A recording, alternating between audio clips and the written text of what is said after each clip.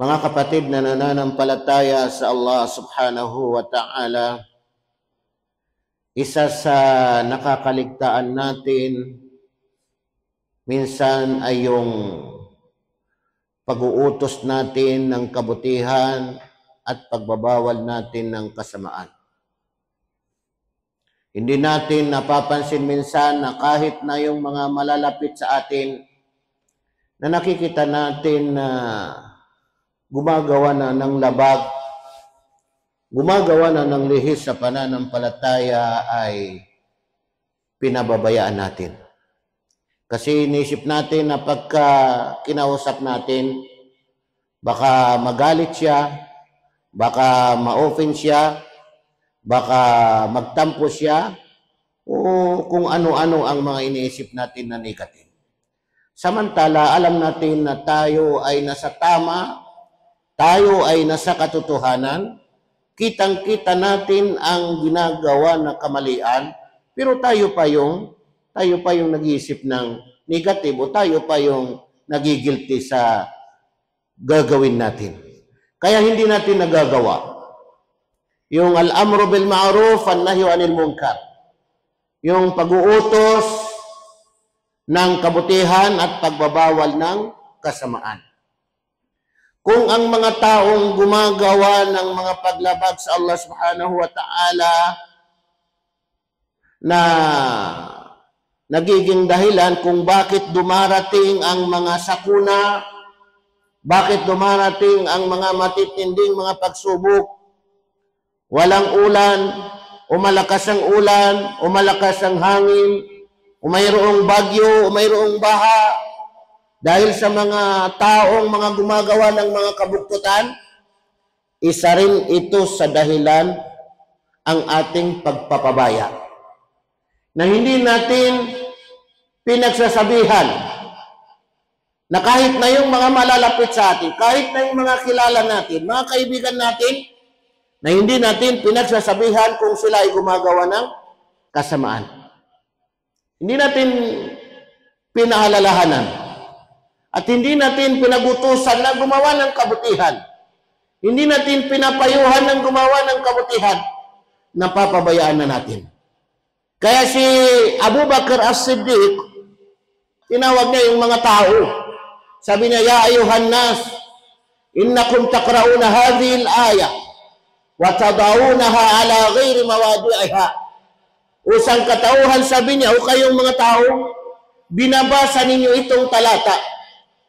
Itong talata ito, binabasa ninyo, pero nilalagay naman ninyo sa hindi niya dapat lalagyan. Nilalagay ninyo sa hindi niya dapat lalagyan. Ano itong talata na ito na sinabi ng Allah subhanahu wa ta'ala? Alaykum anfusakum la yadurrukum man dalla idha ihtadaytum.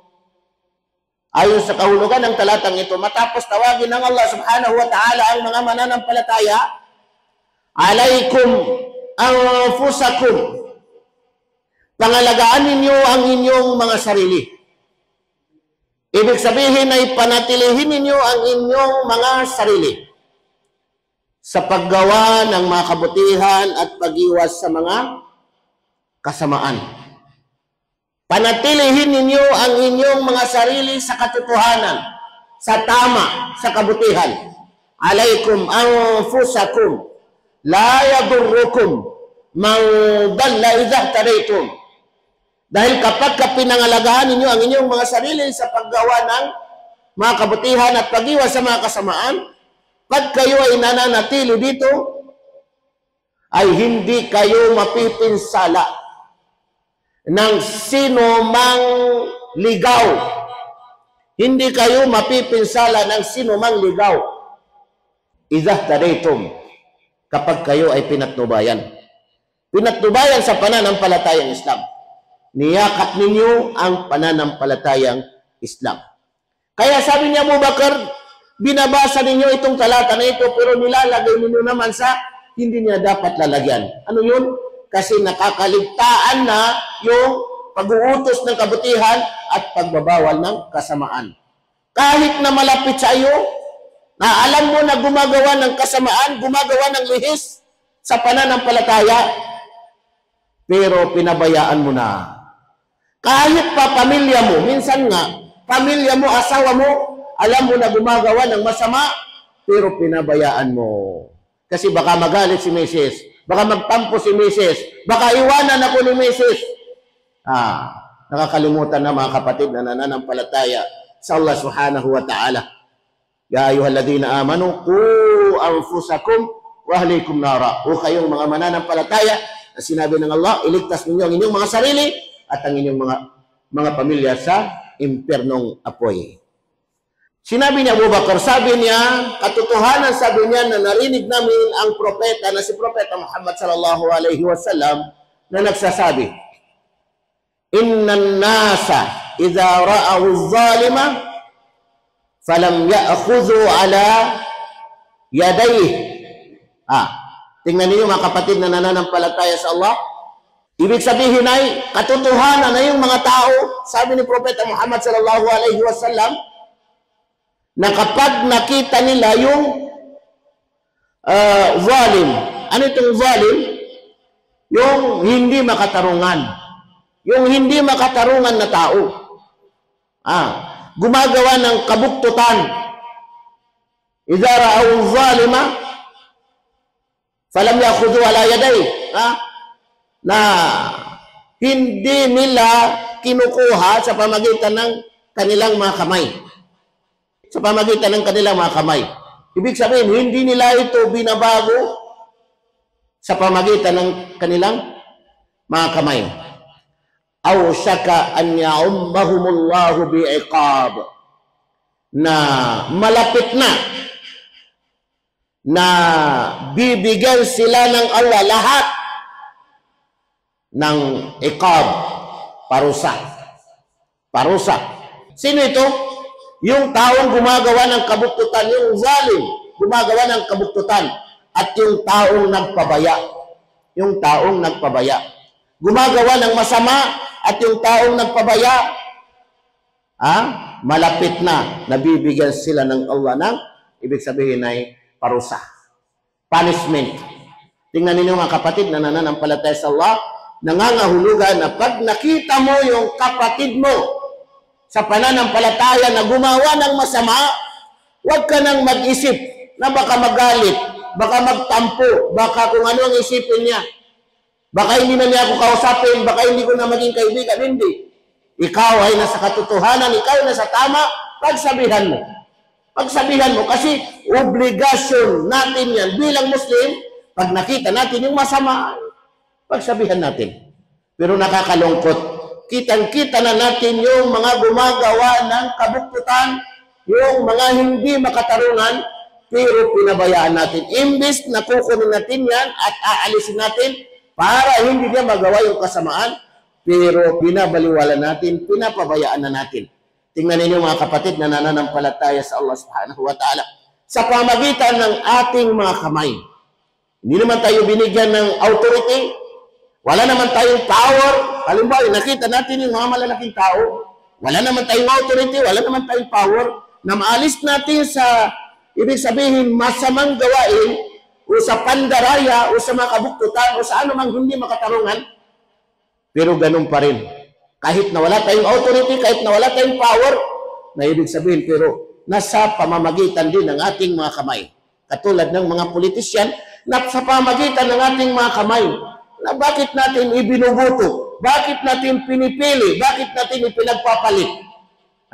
Sa kakarampot na salapi. Na alam natin na yan ay baluktot, alam natin na yan ay hindi makatarungan, yan ay masama. Kaya ibig sabihin, kung tatamaan yung taong gumagawa ng masama, kasama na yung taong nagpapabaya. At katakot-takot pa dito mga kapatid na nananampalataya sa Allah, na hindi lamang ang matatamaan yung mga masasama o ang mga nagpapabaya, kundi damay-damay na. Wattaqu fitnatan la tusibanna alladhina zalamu minkum khassa. Katakutan ninyong fitna, ang mga pagsubok na darating. Kasi hindi lamang ang matatamaan yung mga taong mga gumagawa ng masama, kundi ibig sabihin ay damay-damay na, matatamaan. Pati yung mga, ibig sabihin, mga inosenteng mga tao ay matatamaan. Bakit? Kasi ikaw ay patuloy kang gumagawa ng masama. Bakit? Kasi ikaw ay patuloy kang pinapabayaan ang mga gawaing masama. Tingnan ninyo mga kapatid na nananampalataya sa Allah subhanahu wa ta'ala. Tayo yung higit na mainam na mga tao. Dapat ay maging proud tayo. Kasi sinabi ng Allah subhanahu wa ta'ala, kuntum khayra ummah ukhrijat linnas ta'muruna bil ma'ruf wa tanhauna 'anil munkar. Kuntum khayra ummatin. Kayo na, sabi ng Allah subhanahu wa ta'ala, ang higit na mainam na mga umma, mga pamayanan, mga Muslim. Kuntum khayra ummatin. Pamayanan ni Propeta Muhammad sallallahu alaihi wasallam. Ukhrijat linnas, na inilabas dito sa mga tao. Ibig sabihin, sa mga tao. Pinalitan ng Allah sa mga tao. Ukhrijat linnas, ta'muruna bil ma'ruf. Bakit kayo ng mga mainam na mga tao? Ta'muruna bil ma'ruf. Kasi ipinabuutos ninyo ang mga kabutihan. Wa tanhauna 'anil munkar, at ipinagbabawal ninyo ang mga kasamaan. Kaya mga kapatid na nananampalataya sa Allah, huwag tayong maging pabaya na alam natin na yan ay masama. Alam natin na yan ay mali, ay pinapabayaan natin. Kasi inisip natin, baka magalit siya, baka magtampo siya, baka ma-open siya, baka hindi na siya magpapakita, baka hindi na niya ako kakausapin kung ano-ano ang mga sinasabi natin. As long as na nasa katotohanan tayo, nasa tama, gawin natin ang responsibilidad natin. At ipaubayan natin sa Allah subhanahu wa ta'ala. Susundin natin ang Allah, anumang kautusan sa ating pananampalatayang Islam. Hindi dapat ang susundin natin yung mga kuro-kuro ng sarili nating kaisipan. Aqulu qawli hada, wastaghfirullah li wa lakum.